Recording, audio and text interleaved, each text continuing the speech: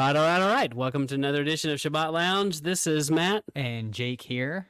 Jake, how have you been? I've been well. Good. Well, Jake, we're going to save everybody the eye strain, and this is just a, you don't have to look at us on this one. That's right.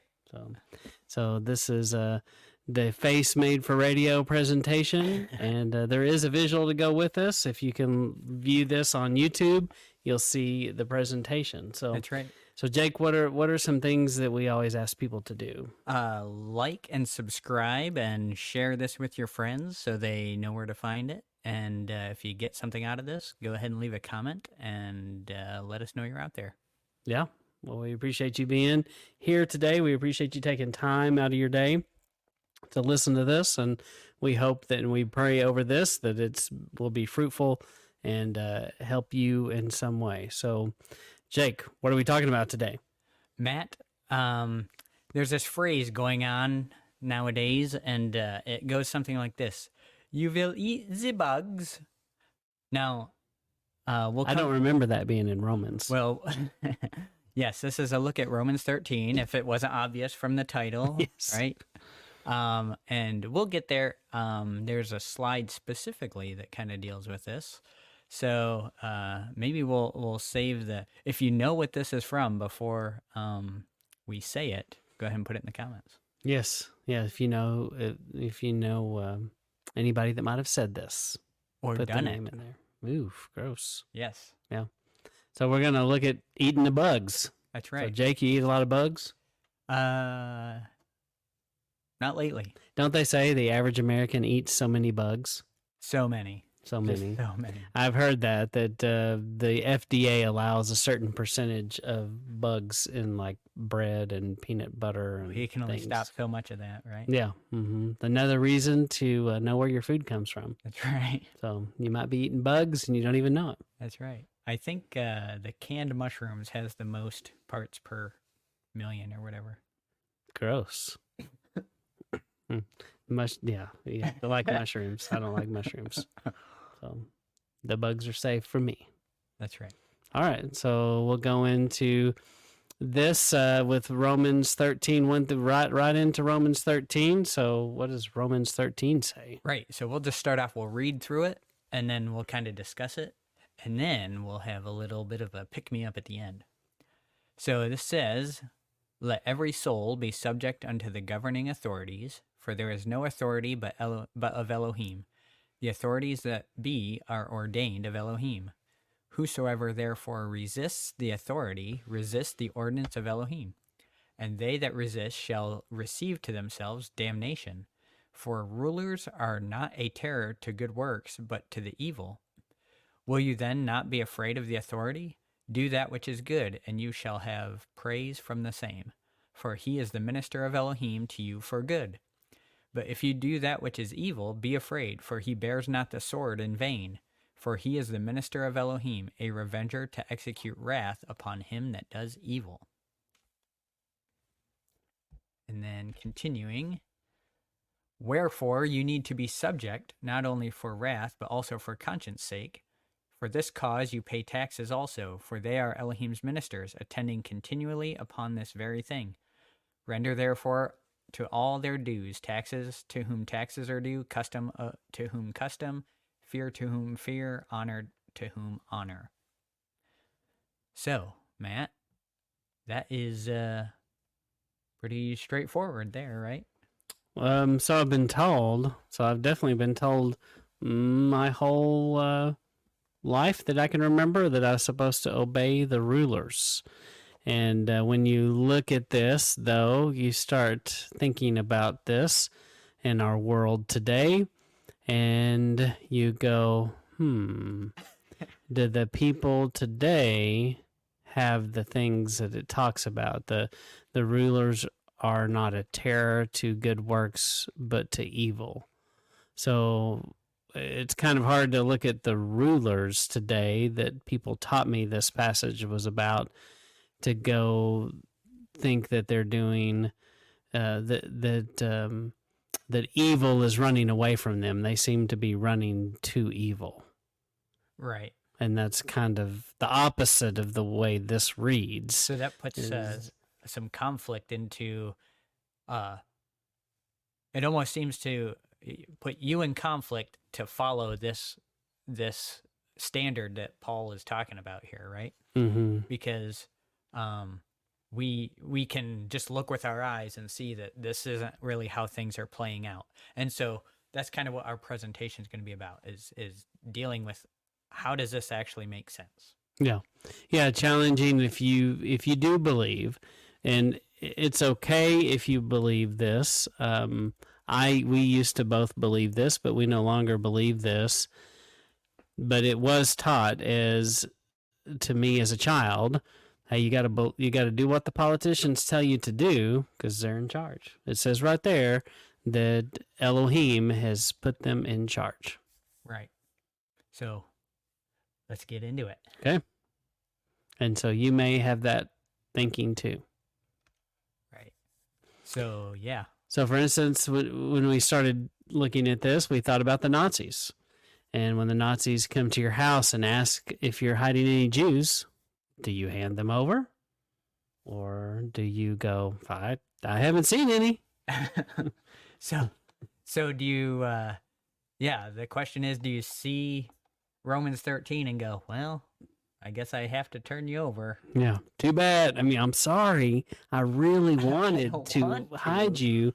And you kind of do the, what is that character, that famous Hollywood person? And there's he's got blonde hair, and I can hear him talking, and he is, oh my gosh, I can't think of his name, but I can see this character and just being like, I'm sorry, but Zach Morris. Yeah, somebody like that. Yeah, but I have to do what it says. Sorry, just following scripture.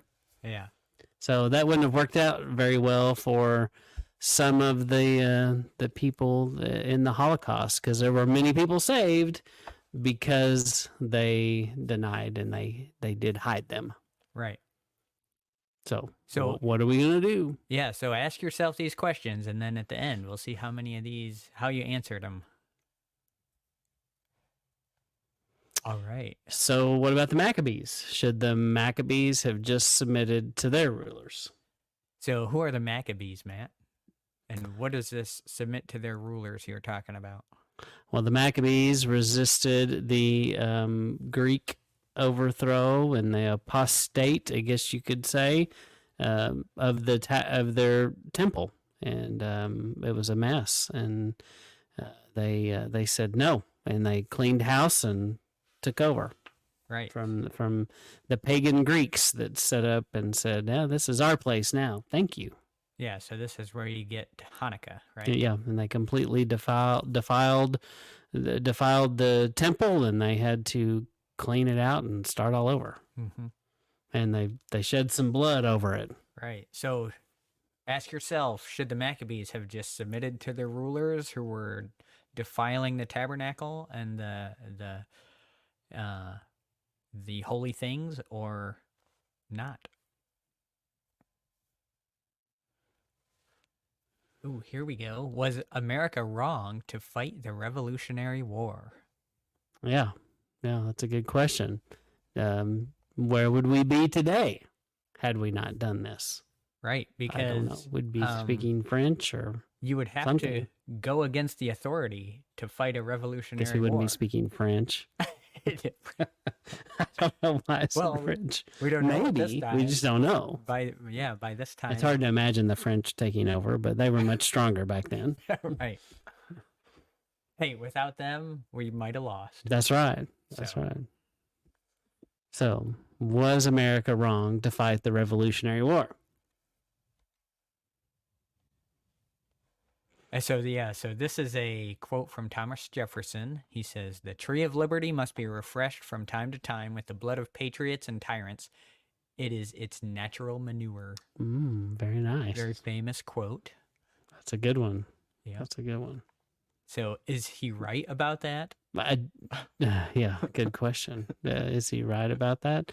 I'm afraid liberty does have a price. Always has, always will. That's right. Now, Jake, you look like you were about to read something from a book that you have. Are you intending to do that? I didn't mean to distract you earlier if I did. No. That will It's coming that up. will come at some point. Okay. So, Jake, explain this quote and your pronunciation of it, which I could not do. I practiced, and mine never turned out very good. We have lots of clips of flubbing this. No. Yes. So when Klaus Schwab says, "You will eat the bugs," do you open wide? No, thanks. Okay. So Klaus Schwab, we all know, is We all know and he's love. the obvious supervillain, right? A lot of people will say, well, Klaus Schwab is going to be the Antichrist. Actually, you look at him and you go, is he still alive? More like no one is going to be confused about him being the bad guy. So he's not the Antichrist, No, okay? He's the obvious Bond supervillain. He might have been what Austin Powers based a character on. Yeah, maybe. Yeah. So he is part of the World Economic Forum, and their whole deal is, worshiping Mother Earth, in air quotes there, not my mom. But, and so in order to, save the planet, we need less people, less cows, more bugs. The bugs are the deal. So they're so much more efficient. So that's where this comes from. So when the time comes for Klaus Schwab's New World Order and he tells you to eat the bugs, do you open wide and eat the bugs? Only if they're clean. That leaves crickets and grasshoppers. Something like that. No, I do not want to eat the bugs. Maybe katydids. Yeah, maybe. They got their knees way up high like that. Mm-hmm. Mm-hmm. Yeah, I don't want to find out what that tastes like. I don't want the bugs stuck between my teeth. Me either. They'll put it in a meat patty form, so you'll be used to it. Okay, here's one that's going to hit close to home. Well, speaking of, that makes me think of all these dystopian movies. I think recently the Star Wars had a thing in that where like these people are working hard and they go to exchange something, their work, for this little tablet weird thing of food that they heat up. It's like it's something that the government gives them to sustain them. Kind of like that. And they get this little tiny ration of some man-made goop that sustains them. So they kind of tell us where this is headed. Yeah. In some of these movies, but if you know what Soylent Green is, put it in the comments. Yes. The only good part of the movie. It was kind of a boring movie. Anyway, it could use reanimated. Yeah. So the next one. So when the government tells a church or assembly of Yah, it has to close its doors, but the liquor store can stay open because it's quote unquote essential. Do you forsake the gathering together? Jake, that couldn't happen. It would never happen. Actually, it did, didn't it? It sure did. And it seems like they opened up the liquor stores pretty quick. Yeah. Because people got antsy. They're like, whoa. We got to open up these liquor stores real quick. They found out that Americans do have a red line. The liquor stores. Yeah, it ain't the churches. It's the liquor stores. No, yeah, a lot of churches stayed closed. Yep. And they did online meetings. Yeah. So some of you may have done that. I don't know. Yep. So, yes or no? How many of these questions did you answer yes to? Right? Because if you're reading Romans 13 straight up, you'd have to say yes to all these, right? Yep. Whatever the government says, that's what I have to do. That's right. Because Romans 13 says. Or does it? It says or doesn't. So how does Yah feel about an earthly king over his people? So I don't know if you've ever looked into that or thought about it, but he clearly has some feelings and some thoughts about this kingship, and we're going to take a look at that. Right. And you have to go to Samuel, and this comes from 1 Samuel 8:10 through 14. And remember, this is a time when Samuel and Yah were trying to talk the people out of it, but Yah already knew that what was in the people's hearts, and he's like, "All right, well, if you're gonna have a king, here you go." He basically Romans 1 to them at Yes. this point. And starting in verse 10, it says, "Then Samuel told the people who had asked him for a king everything Yahweh had said. Samuel said, 'These are the rights of a king. He will draft your sons.'" That never happens. Oh, it does. "Make them serve on his chariots and horses, and make them run ahead of his chariots. He will appoint them to be his officers over 1,000, over 50 soldiers, to plow his ground, harvest his crops, make weapons and equipment for his chariots.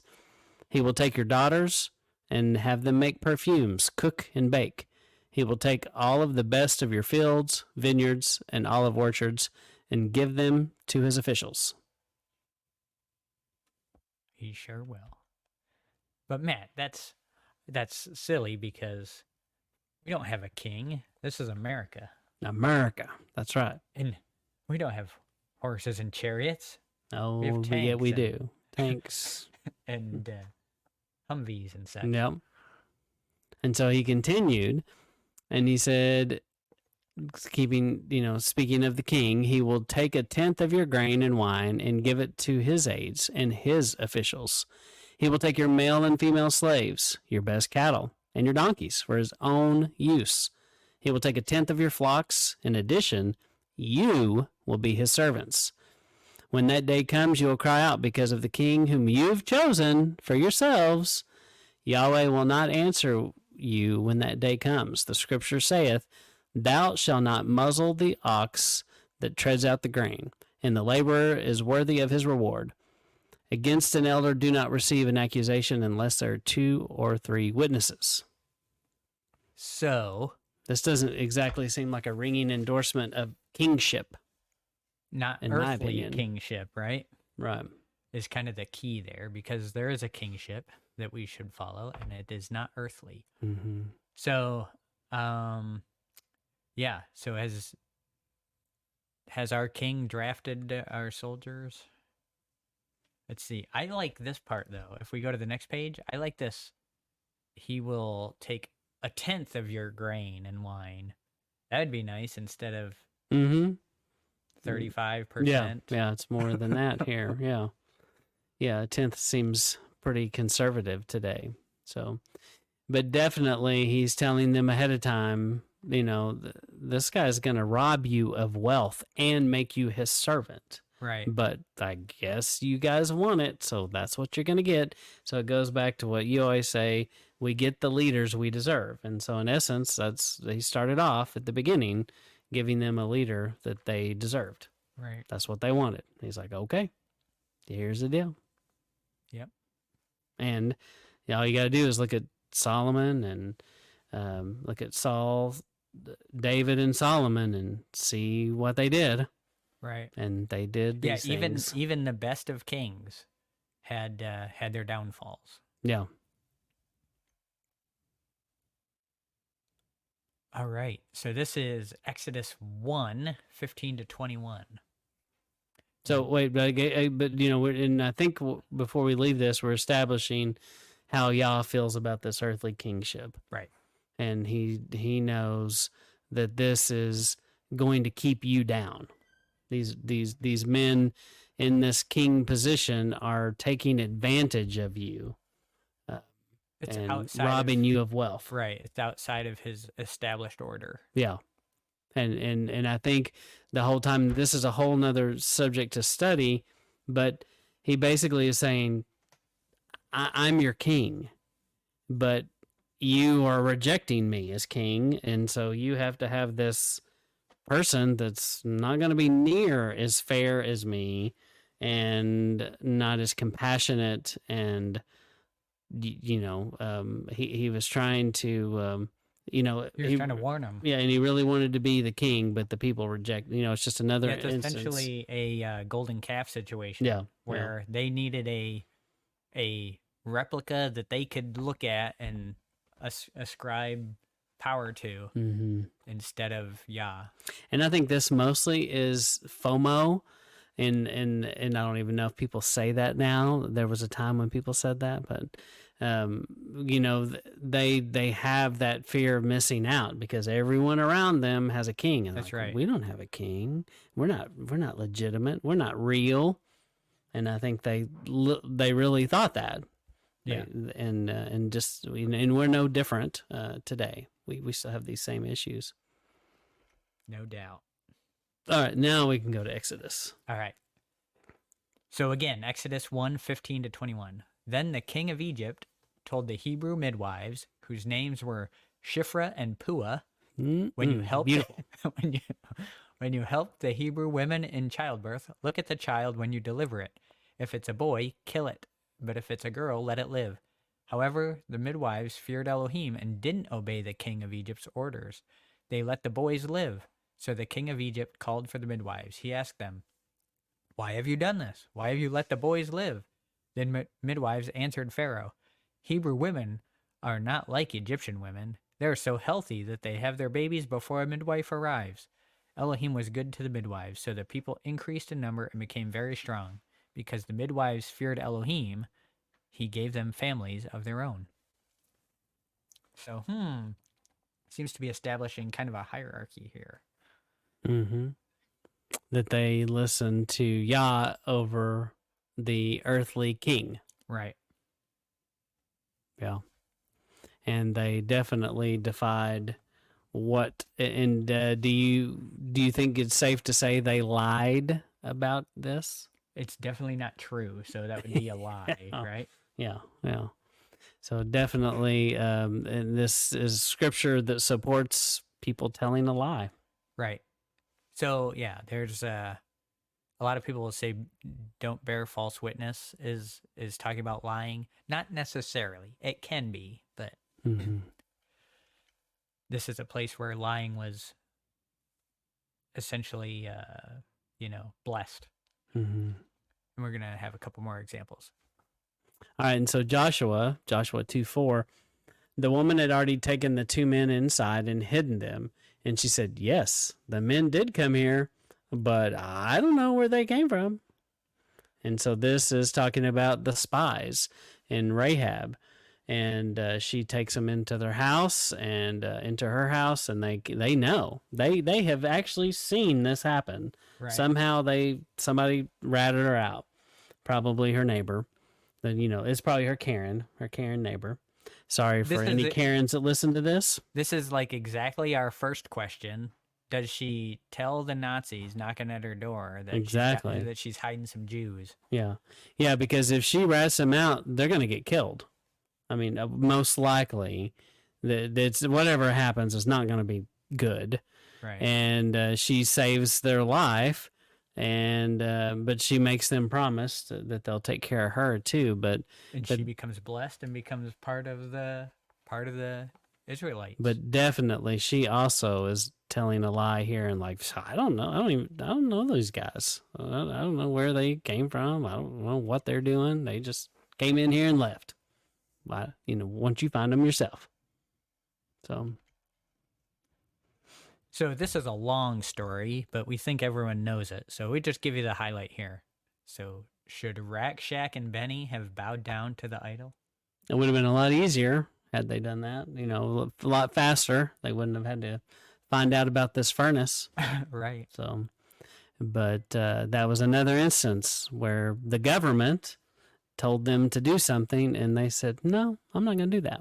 Pass. And their story is amazing because when they said no, they are actually like, if he saves us or not, it doesn't matter. We're still not going to do this. Right.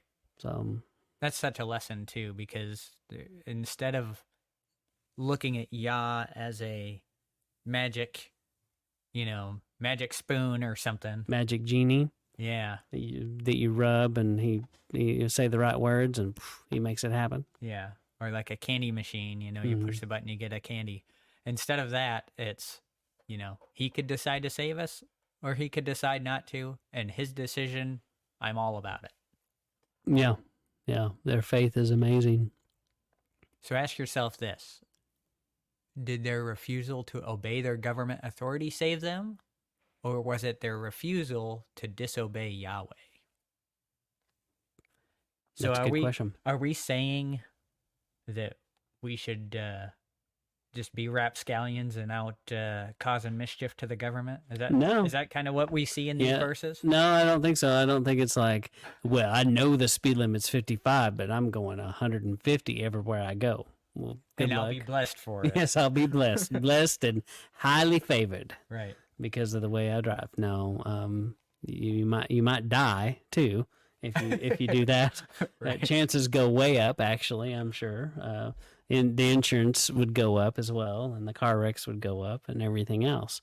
So there definitely, some of these things do have natural consequences, but yeah, we're not saying you just go willy nilly. But when they're asking you to do things that violate Yah's will and what Yah has asked you to do, that's when you got to make a decision. Right.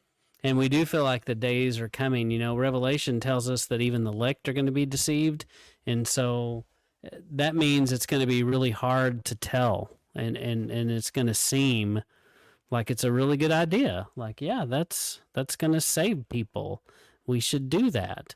And it's going to be crazy if you go against it, but you may have to, because it may be asking you to compromise your faith. Yeah, and if you have no practice in saying no to things that are contrary to the word of Yah, it's probably not going to happen spontaneously when they when they come to you.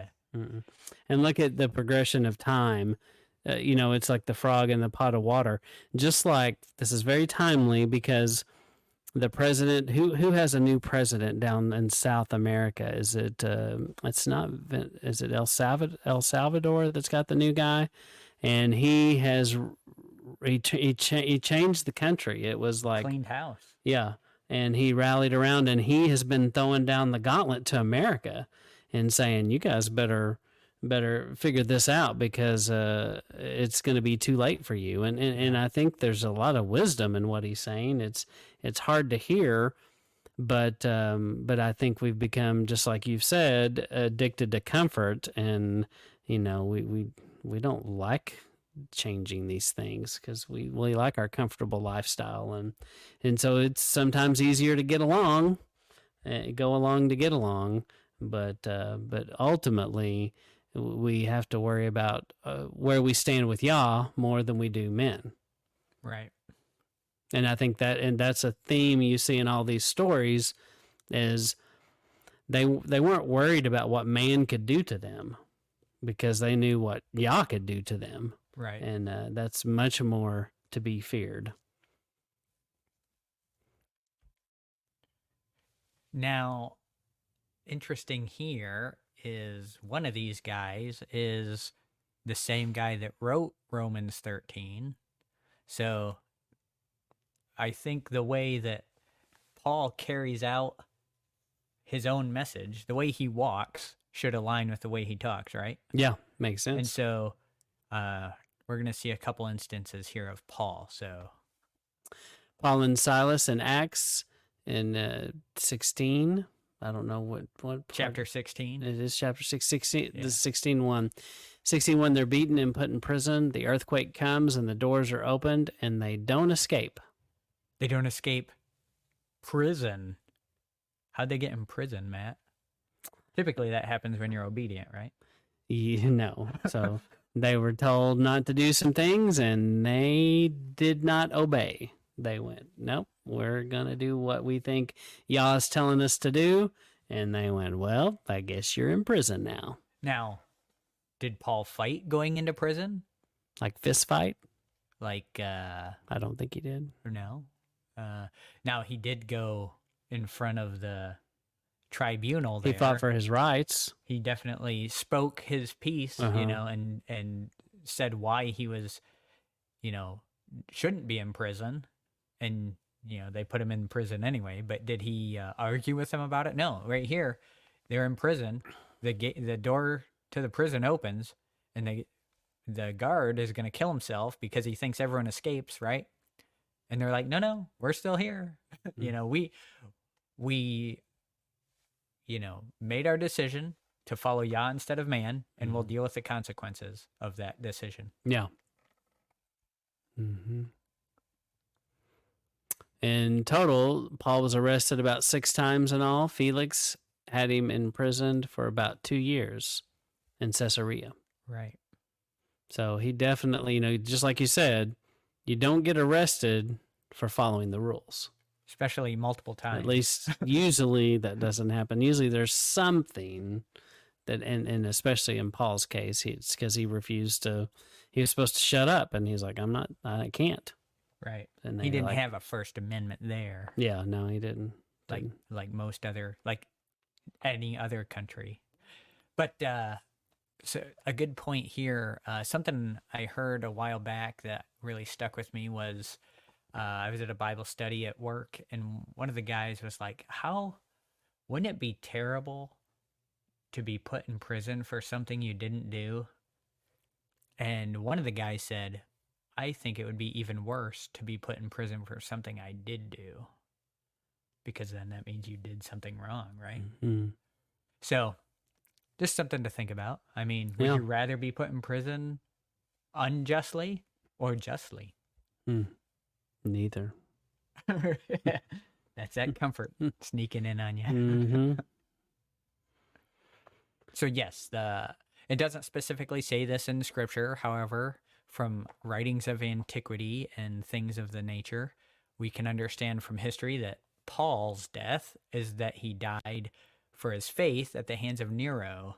So wouldn't the fact that Paul was murdered imply that he defied Nero in some manner? No, absolutely. So, yeah, I mean, you don't, and basically all of these early disciples, apostles, they pretty much all have the same kind of fate. You see John being imprisoned on the Isle of Patmos, but they definitely suffered, some of them just absolutely horrific deaths because they wouldn't, and mostly it's because they wouldn't shut up. They said, if you just stop talking about Yeshua and just kind of go away here, this all could go away. And they were like, nope, I can't do it. Yeah. You got to shut down the true news, or it's going to travel around and people are going to realize we're getting one over on them. Mm-hmm. So yeah, this is basically the question we just asked. Yeah, but still a good question, and if you've never examined that or thought about that especially with Paul there, go back and look. That's the beauty about what we do. We don't claim to have all the answers, but Scripture does. And go look at Scripture and see the reasons why Paul gets arrested. Right. And what got him in trouble. Right. And did he defy authority? Did he defy the governing authority of the day? So, yes. We got we the people here, Jake. We do. So a key component to understanding Romans 13 is the biblical concept of headship, right? So we see this several places. There's the render unto Caesar what is Caesar's and render unto Elohim what is Elohim's. So there's something for Caesar, right? The government, Caesar's representative of the government. We also see this when Paul talks about the man being the head of the household, Messiah being the head of man, and then Yah being the head of Messiah, basically. So there's a hierarchy, and we see that the governing authority is a part of that hierarchy, but they're not the head of the hierarchy. So they have an authority over them. Yeah, that's good. And I think a lot of people in the past, we've made the government the absolute head over everything. Yeah, and I think that's intentional on the government's part, because once they start taking away Yahweh, now they have to, people are going to worship something. Yeah. And when you take away Yahweh, now the government is the powerful entity that's at the head. And that's what they want. They want you to see them as the creator and giver and sustainer of your life. Yeah, and just look at how certain people in our society reacted during that big event that shut the world down, and how many of those were either atheists or people who aren't real solid in their faith, that were like, yeah, the government did this, and would go out of their way to try to punish other people who weren't following the rules, weren't whatever those rules were. They weren't, they'd go out of their way and so worried about it. And I would say to them, since they don't have a faith in, the one true Elohim, they misplaced that authority on the government, and it gets all twisted and weird at that point. Right. And I don't see that. Unfortunately, I don't see it getting better, because look at the generation, especially the generation below us, and the young children that have grown up and maybe say they're like in high school now. What are they going to be like in the future? What did they see their parents do? And the old adage is, what you do in moderation, your children do in excess. So that I think that's going to be real easy for them to embrace. Well, they told me I had to do it. That's what I'm supposed to do. Yeah, it's the one generation allows, the next generation accepts, and then the next generation embraces, or something like that, right? Mm-hmm. And then the next generation mandates it. Yeah. That's kind of how it goes. Yeah.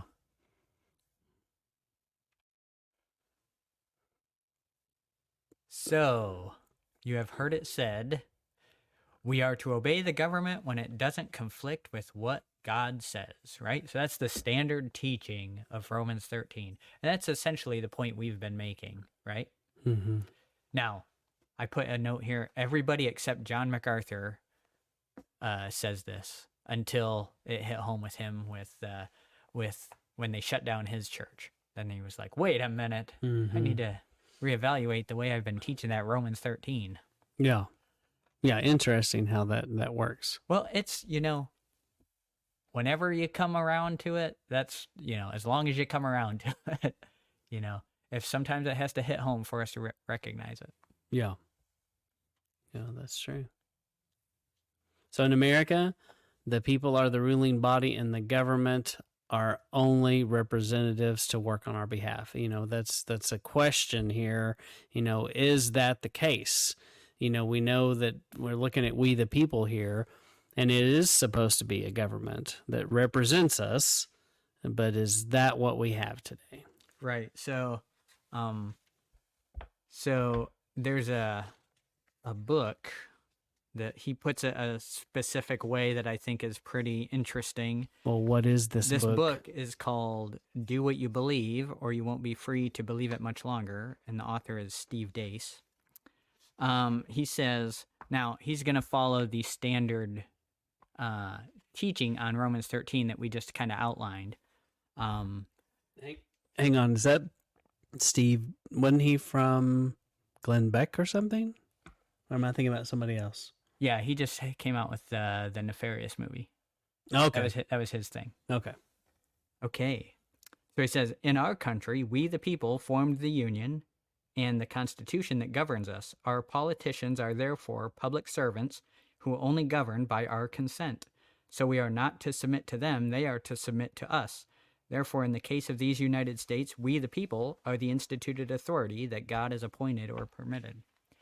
So when you look at our style of government in America, I think he's right about that. But is that necessarily what Romans 13 is teaching? I think in a way, but not to the extent that most church teaching kind of explains it. So, and another point he makes, which I think is pretty good, is that we can look at the way that the government is supposed to work, looking at what Paul wrote in Romans 13, and it gives us a guideline of, a guideline for the government. What's the government supposed to be doing? And he says the primary purpose of human government is to punish evil in order to protect the righteous. I think that's a good point to make, that the whole purpose of having a ruling body is protection of the righteous and punishment of the evil. And so I think he's onto something there. Yeah. But well, and we definitely were set up, and we are supposed to operate that way, but it does seem like we've gotten away from those things. we've definitely veered from that. And you can see that just recently with the people that decided to ban TikTok. I mean, you and I and the rest of the world, and when I talk to people out on the street, so to speak, people that I have no idea what they believe politically or anything, and everybody is like, they can agree on banning a social media platform, but they can't solve the real problems. I mean, it's like, what in the world? And that's their priority, and it's like people are looking around going, I didn't ask for you to do this. This isn't what we've asked for at all. And it's going to be interesting to see if it's like anything else, people forget, they get busy, and nothing happens. Yeah. And I think there was a time where that would make sense based on, the way TikTok is run and that kind of thing, and divesting from the CCP and everything. However, I've seen our government, and it wasn't the Chinese government that was trying to poison me. No. The last 4 years, it was, and it wasn't the Chinese government that messed up the economy over They here. put fluoride in the water for everybody. I mean, the list just goes on and on and on and on. Exactly. And has for a long time. So, and yeah. So there was a time that maybe that would, you could expect the right thing to be done with regard to that. But when you look at the people in charge, does it really make sense to give them more power at this point? Yeah. Yeah. All right, if the Romans 13 tells us to obey the government, and we just saw many other scriptures where people were blessed while disobeying government, then what does it all mean? Where are we, Jake? Where do we go from here? There's nowhere to go but up. All right. So we're going to kind of break down Romans 13, 1 through 7 a little bit, and kind of point out some specific wording here that Paul uses, so that maybe it'll be a little more clear, since we kind of alluded to the fact that we don't necessarily agree with the way that it's typically taught about obeying your government and that kind of thing. Now, hook, line, and sphincter. That's right. I don't know if that fits into what we were talking about. Well, obeying the government, hook, line, and I got you. Yeah, I got you. So many people do. No, right. That's right. That was perfect. That fit. They just go right along, and they're just like, oh, well, they told me to do it, so I must do it. Right. They must know what's best for me. Right. Like, do they? I don't think they do. So let's put a little wrinkle into this and kind of see what else could this be saying. All right, I got a few wrinkles, Jake. Okay. So we going back into Romans 13? Yeah. So essentially, we're just going to reread this, and I put a different translation in here. Now, it's still a standard translation. I didn't go make up the words myself. You can go look these up anywhere you want. Go to Bible Gateway, and you can pull up any version you like. For a second, I thought you were going to say go to Bible Man. I don't know why. He is wrong, usually. No. He's just a ripoff of Powdered Toast Man, I think. Mm. But put in the comments if you know what that's from. Okay. So I left in parentheses what we had previously, the translation we had previously. And then before that, you'll see the different verbiage, and then we'll go into why the different verbiage seems more correct. Okay. All right. You want me to read it? Sure. All right. Let every soul be subject unto the higher powers, for there is no power but of Elohim. The powers that be are ordained of Elohim, Whosoever therefore resists the power, resists the ordinance of Elohim, and they that resist shall receive to themselves damnation. For rulers are not a terror to good works, but to the evil. Will you then not be afraid of the power? Do that which is good, and you shall have praise of the same. For he is the minister of Elohim to you for good. But if you do that which is evil, be afraid, for he bears not the sword in vain.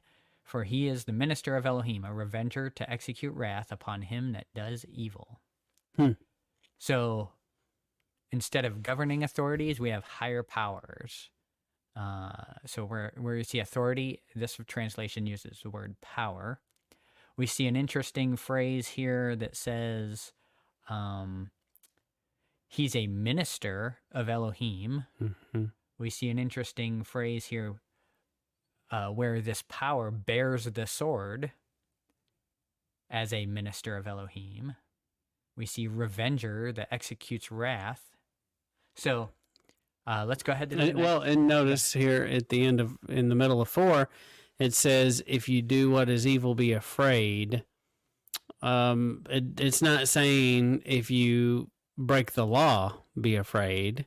It's defining, you'd have to go back and go, well, what is evil? Right. That's a good point. What does that mean? And so I don't think evil is breaking the law. Yes, the government... Not breaking the government's law. That's right. The government wants you to believe that, because that makes you very easy to control if you believe that. But is that what Yah says? And what is Yah's definition of evil, which is most likely going to be different than the definition the government tells you is evil. Right. Sometimes they line up, sometimes they don't. So the word minister of Elohim, right, is used 37 times in the Torah. 37. Depending on your translation. And then Exodus 28:1. And take unto you Aaron your brother and his sons with him from among the children of Israel, that he may minister unto me in the priest office, Aaron, Nadab, and Abihu, Eleazar, and Ithamar, Aaron's son. So these guys are going to minister or be ministers. What do you call one who ministers? A minister. Okay. So there's an example. Okay.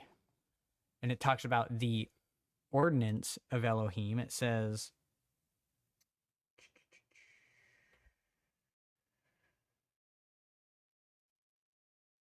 the ordinance of Elohim. Okay, go ahead. Considering unleavened bread in this case. And then Exodus 12:14, and this shall be unto you for a memorial. You shall keep it a feast to Yahweh throughout your generations. You shall keep it a feast by an ordinance, ding, ding, ding, forever. So there's these ordinances that we're keeping.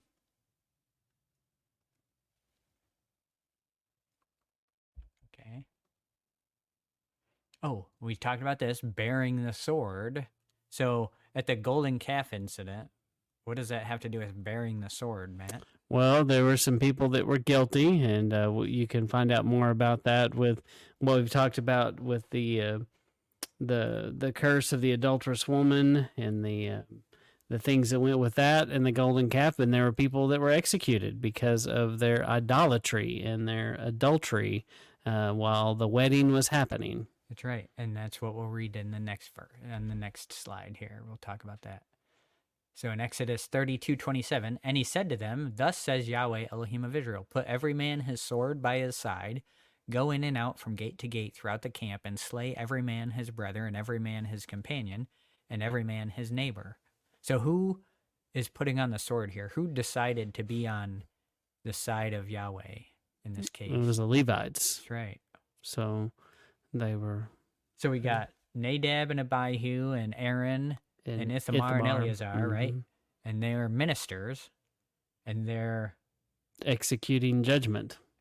That's right. And they're Levites. And they're not putting anybody in jail. Nope. And then the Levites here are carrying a sword around.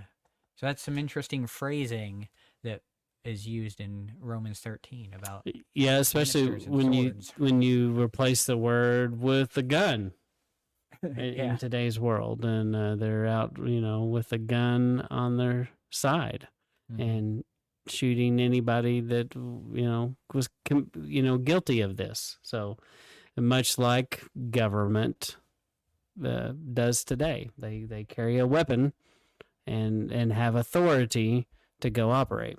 right. So, and this is like the next half of the Romans 13 verse here. Wherefore you need to be subject not only for wrath, but also for conscience sake. For this cause you pay tribute also, for they are Elohim's ministers, attending continually upon this very thing. Render therefore to all their dues, tribute to whom tribute is due, custom to whom custom, fear to whom fear, honor to whom honor. So Now- pay your taxes, Jake. That's right. So typically I'll say taxes in here, but some translations use the word tribute. So in this case, most of the teaching will go, so honor to whom honor, right? Fear to whom fear. Well, I'm not, the government isn't due honor from me when they are against Yahweh. Right. So that I agree with.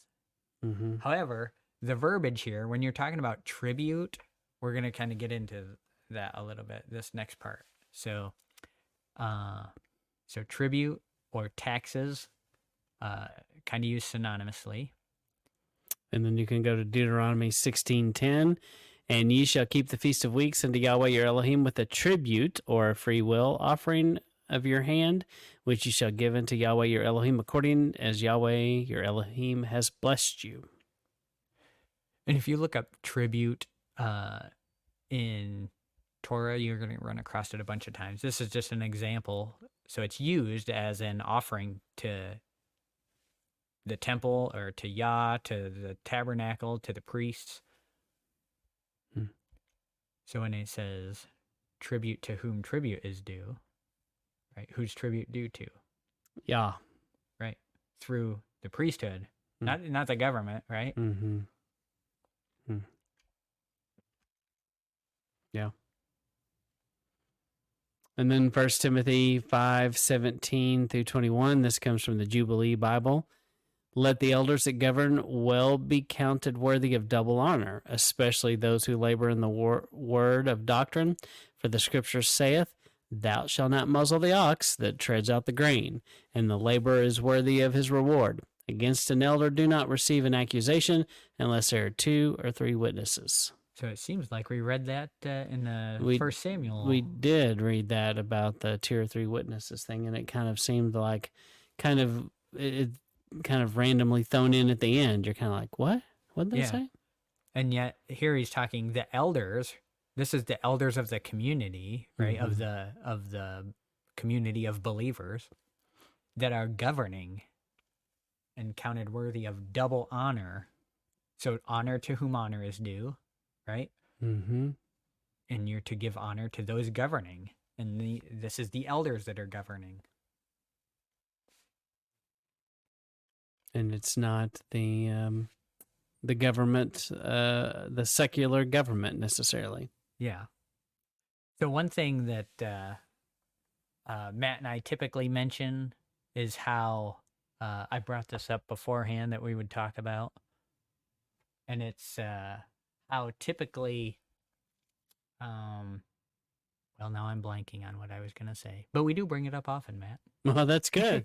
I'm glad we bring it up often. I'm sure it's a good topic. It is. I enjoy talking about it. And Yeah, we all do. so.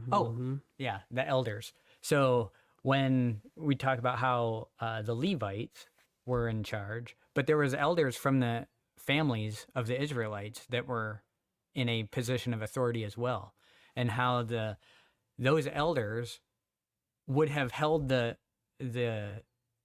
priesthood to account when they started to stray from the ways of Yah, but they didn't. And so that's how the priesthood was able to, get all corrupted. So when you think about... well, and I would take it one step further. It wasn't just the elders and the leadership. it was everybody. Yeah, it was because when everybody. he says write the Torah on the tablets of your heart, and which is actually a command of being literate, which is a whole nother topic. Yeah, put them on the doorposts of your house, right? But yeah, that's everybody.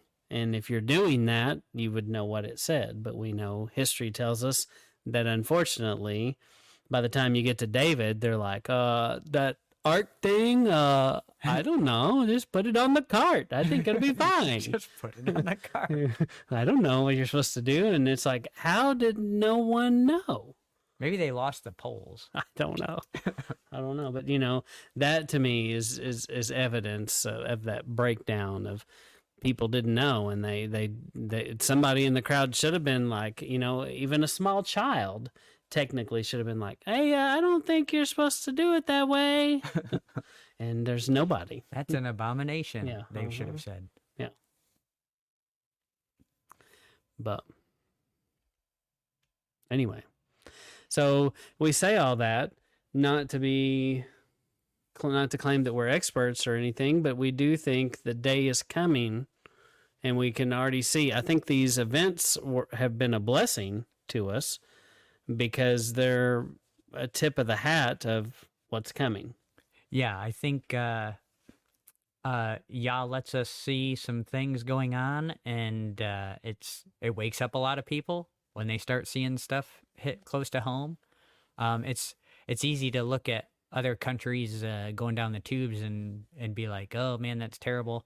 But when it's your own backyard, you tend to perk up a bit. Yeah. So, and another thing we didn't even really talk about, but even the whole issue of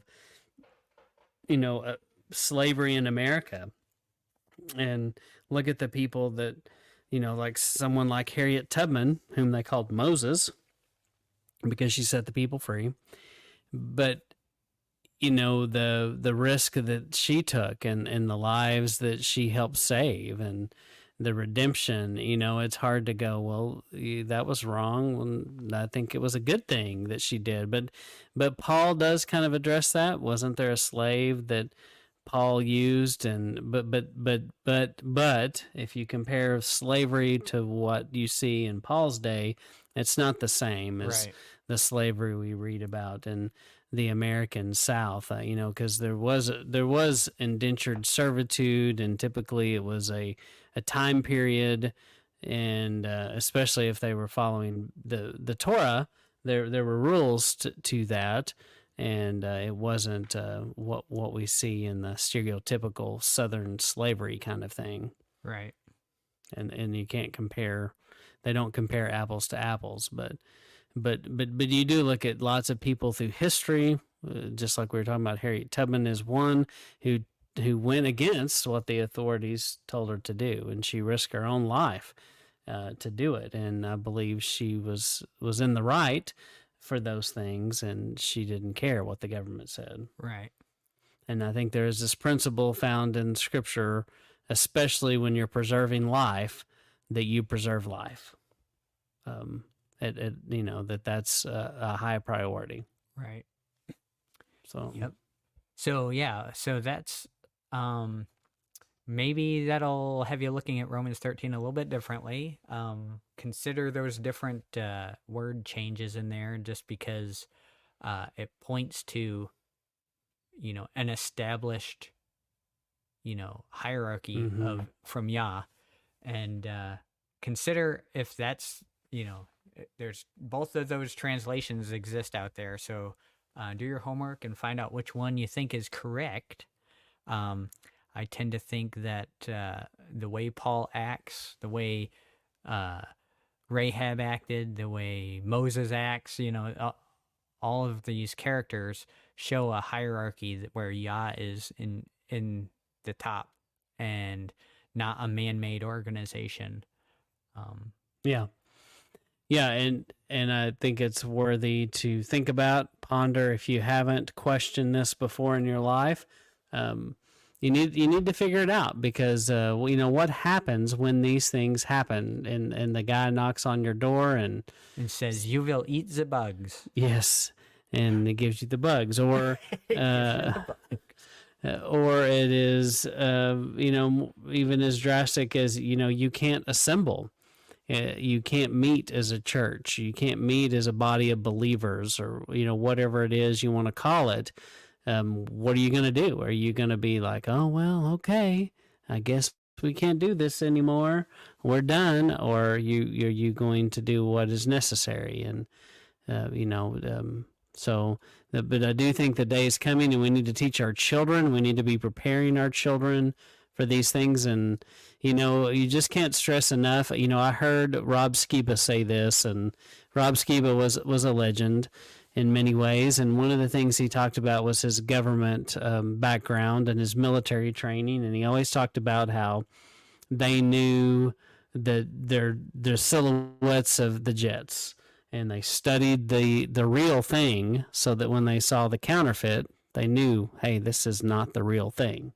And that's what we're supposed to do. We're supposed to study Scripture so that when we see these counterfeits come along, we know what is counterfeit. And if we don't know what is real, then it's going to be very easy for us to be deceived. And this is one of those scriptures where you need to know what's real and what have I allowed man to tell me that this means. Yeah.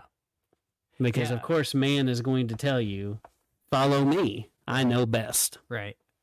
And when you look at Scripture, Yah points out a bunch of the counterfeits that you'll run into. And so keep an eye out for those. He pretty much tells you what to look out for. So yeah.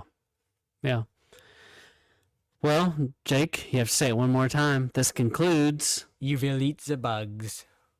All right. So we appreciate you tuning in. We ask you to give us comments. You'd like us, because we always need friends. Yeah. But we do appreciate all of those things, and sharing this. If you find this to be useful, hit the little share button and send it to somebody. Maybe there's somebody that is somewhat interested in kingdom things, and maybe you could send this to them, and it would be a benefit to them. But we appreciate each and every person that's here, and we appreciate our loyal fans and our people that leave us comments, and we always like seeing those. That's right. So this is Matt and Jake signing out.